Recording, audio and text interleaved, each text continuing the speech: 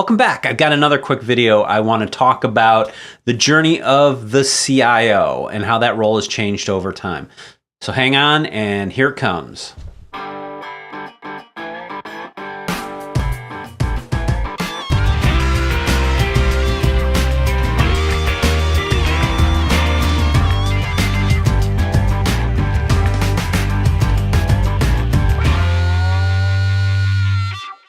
So I've talked in the past about the changing nature of IT in businesses. Businesses are increasingly becoming IT organizations, and this is being driven largely by data becoming a strategic asset for these organizations. Last year, Gartner published a statistic that indicated that CMOs, chief marketing officers, would have a larger IT budget than CIOs. Marketing has long been a big consumer of technology, but the dynamic is changing now. So marketing and lines of businesses are pushing the edge on technology. They're looking for more cutting edge technology. They're looking for things that can help them move faster, be more agile, adapt quicker. And that's putting a huge strain on infrastructure teams. And by extension, it's putting more pressure on CIOs. So let's talk about the role of the CIO. It's a fairly modern invention. So back in the 90s, the role of the CIO was really more of an IT manager or manager of MIS. And this was at the dawn of the internet when things were just kind of getting rolling. So they were looking to set up file and print,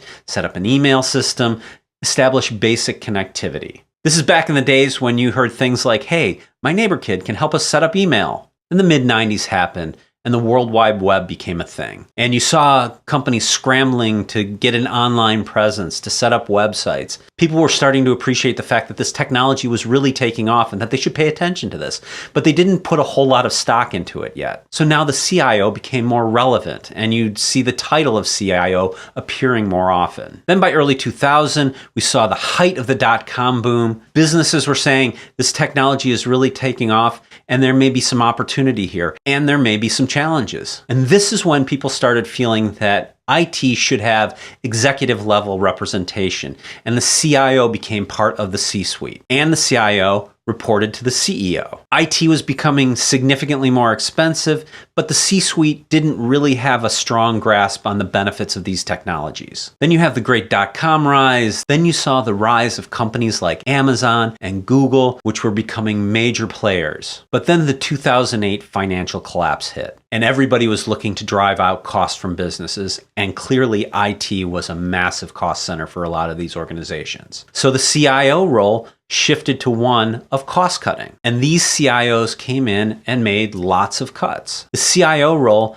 became very financial, and the CIO typically reported to the CFO. But recently, another shift has happened, and this is because companies are increasingly becoming IT organizations. IT is center to top-line revenue. And this is because data has become a strategic asset. With the rise of artificial intelligence, machine learning, big data in general, companies are getting more value out of their data. And the ways of engaging a company's client base have changed as well. And the expectations on organizations around IT have changed. Innovation is key. Time to market is key. Flexibility, agility, all of these things are critical to businesses now. In general, there's been a huge shift in technology resources to lines of business. Now lines of business are making technology decisions. And that's often put them at odds with infrastructure groups. But because now IT is being seen as a profit center, it necessitates this kind of a shift. But one of the other big challenges is there's been this huge enablement gap. There are not enough people skilled in these new technologies to help organizations take advantage of them. So now CIOs are being asked to be visionaries within their organizations to help solve these enablement problems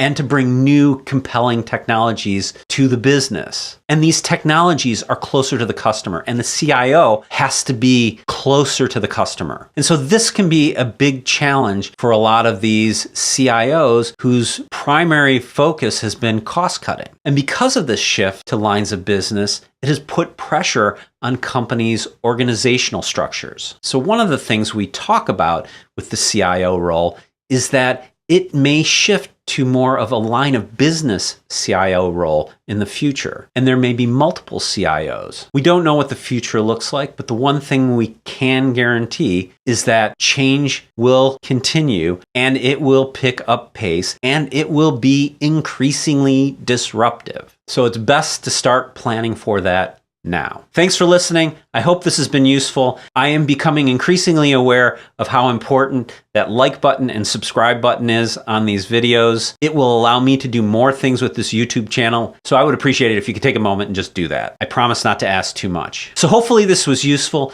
and I will see you in the next video.